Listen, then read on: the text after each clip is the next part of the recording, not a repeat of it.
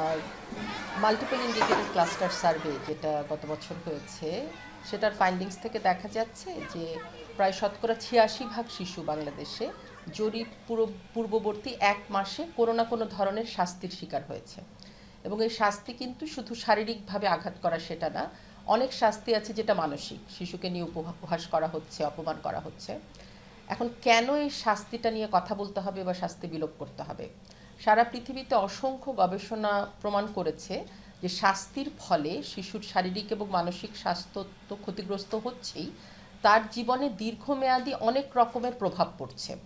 তার মধ্যে আছে যে পরিবারের সাথে তার সম্পর্কটা বিনষ্ট হয়ে যাওয়া, তার মধ্যে নানান আত্মবিধ্বংসী প্রবণতা আসা, তার সেলফ এস্টিমটা কমে যাওয়া। এর থেকেও ভয়ঙ্কর বিষয় হচ্ছে মানে মা বাবা এবং শিক্ষককে কিন্তু শিশুরা সবচেয়ে বেশি বিশ্বাস করে। সেই মা বাবা বা শিক্ষক যখন শিশুদের শাস্তি দিচ্ছেন, তখন তারা কিন্তু ঘনিষ্ঠ সম্পর্কের মধ্যে নির্যাতনটাকে স্বাভাবিক বলে ভাবতে শিখছে। এবং এই শিশুরা যখন বড় হবে, তখন কিন্তু তারা অন্যের উপরে নির্যাতন করতে পারে বা নির্যাতনের শিকার হতে পারে, এই আশঙ্কাটা বেড়ে যায়। তো আমরা যদি সমাজে সহিংসতার চক্রটা ভাঙতে চাই, তাহলে আসলে শিশুদের শাস্তি দেওয়া বন্ধ করতে হবে। এটা আমাদের সবার বোঝার দরকার। আর একটা বিষয় বোঝার দরকার আছে যে অনেক সময় মা বাবা বা শিক্ষক শিশুদেরকে শাস্তি দিয়ে কিছু শেখাতে যাচ্ছেন, কিন্তু শাস্তি দিলে আসলে শিশুরা ভয় পেয়ে হয়তো একটা আচরণ করছে বা সেটার থেকে বিরত থাকছে, সে কিন্তু কিছু শিখছে না। এবং পরবর্তীতে সুযোগ পেলে সেই কিন্তু ওই আচরণটা আবার করবে। তার মানে কিছু শেখানোর একটা কৌশল হিসাবেও কিন্তু শাস্তি একটা অকার্যকর পদ্ধতি। আর আমরা ইদানিং মিডিয়াতে বা সোশ্যাল মিডিয়াতে কিছু মানে ভয়ঙ্কর শাস্তির খবরাখবর দেখছি, কিন্তু এটা মাথায় রাখতে হবে যে এর বাইরে অসংখ্য শিশু কিন্তু প্রতিনিয়ত, হ্যাঁ, ঘরের মধ্যে বা বিভিন্ন জায়গায় কর্মস্থলে, তারা বা বিদ্যালয়ে নানা ধরনের শাস্তির শিকার হচ্ছে, শারীরিক এবং মানসিক, যেটা হয়তো আমাদের নজরে আসছে না। যে বিষয়টা আমাদের সবার বোঝার দরকার যে শিশুদেরকে কিভাবে ইতিবাচকভাবে বড় করতে হবে। শিশুদেরকে তো গাইডেন্স দিতে হবে মা বাবা এবং শিক্ষক, এবং এই বিষয়ে মা বাবা এবং শিক্ষকদের কিন্তু দক্ষতাটা বাড়ানোর দরকার। যে কিভাবে আমি শিশুকে তার বয়স অনুযায়ী গাইডেন্স দিব, কিভাবে শাস্তি ছাড়া ইতিবাচকভাবে বড় করব। এবং আপনারা জানেন যে বাংলাদেশের শিক্ষা মন্ত্রণালয় ২০১১ সনে একটা পরিপত্র জারি করেছে যে শিক্ষা প্রতিষ্ঠানে শাস্তিটা নিষিদ্ধ। এই পরিপত্রটা বাস্তবায়নে কিন্তু যথাযথ উদ্যোগ এখনও নেওয়া হয়নি, সেটা নেওয়ার দরকার।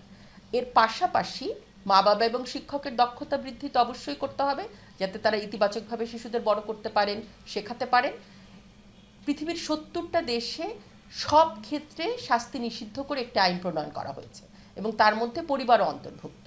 এবং আমরা মনে করি সময় এসেছে যে বাংলাদেশে সব ক্ষেত্রে শিশুদের শাস্তি নিষিদ্ধ করে একটি আইন প্রণয়ন করা, পাশাপাশি এই বিষয়ে গণসচেতনতা বাড়ানো, মা বাবা শিক্ষকদের দক্ষতা বাড়ানো এবং শিশুদের কথাটা শোনা। গণমাধ্যম বিরাট একটা ভূমিকা পালন করতে পারে। শাস্তি যে শিশুদের জন্য কী পরিমাণের ক্ষতিকর, সেই বিষয়ে গণসচেতনতা বাড়াতে গণমাধ্যমের ভূমিকা আছে। এবং শাস্তি না দিয়ে কিভাবে শিশুদের বড় করে তোলা যায়, শিশুদের শিক্ষা দেওয়া যায়, সেই বিষয়ে তারা সচেতনতা বাড়াতে পারে।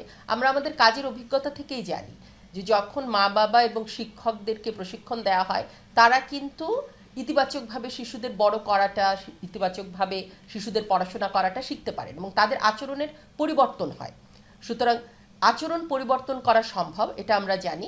এবং গণমাধ্যম আরও একটা যেটা করতে পারে যে যখন ভয়ঙ্কর শাস্তির ঘটনা আসছে, এই ঘটনাগুলোর ফলো আপ করতে পারেন। কিন্তু তারা অনেক ক্ষেত্রে আমরা ঘটনাটা দেখি, এরপরে কি হলো আমরা আর জানি না। যারা এই শাস্তিগুলো দিচ্ছেন তাদেরকে বিচারের আওতায় আনা হচ্ছে কিনা, এই বিষয়ে ফলো আপ করার ক্ষেত্রেও গণমাধ্যমের একটা বিরাট ভূমিকা থাকতে পারে। যে ২০১১তে শিক্ষা মন্ত্রণালয় শিক্ষা প্রতিষ্ঠানে শাস্তি নিষিদ্ধ করে একটি পরিপত্র জারি করেছে, কিন্তু তারপরেও আমরা দেখছি যে নানান ধরনের শিশু নির্যাতনের ঘটনা ঘটছে, শিক্ষার্থী নির্যাতনের ঘটনা ঘটছে। এই পরিপত্রটা বাস্তবায়নে আসলে উদ্যোগী হতে হবে। এবং যেটা করা দরকার, অনেক ক্ষেত্রে এই পরিপত্রটা নিয়ে সচেতনতাই নেই, মা বাবা এবং শিক্ষক শিক্ষার্থী তারা জানেন না। প্রাথমিকভাবে এই সচেতনতাটা বাড়াতে হবে।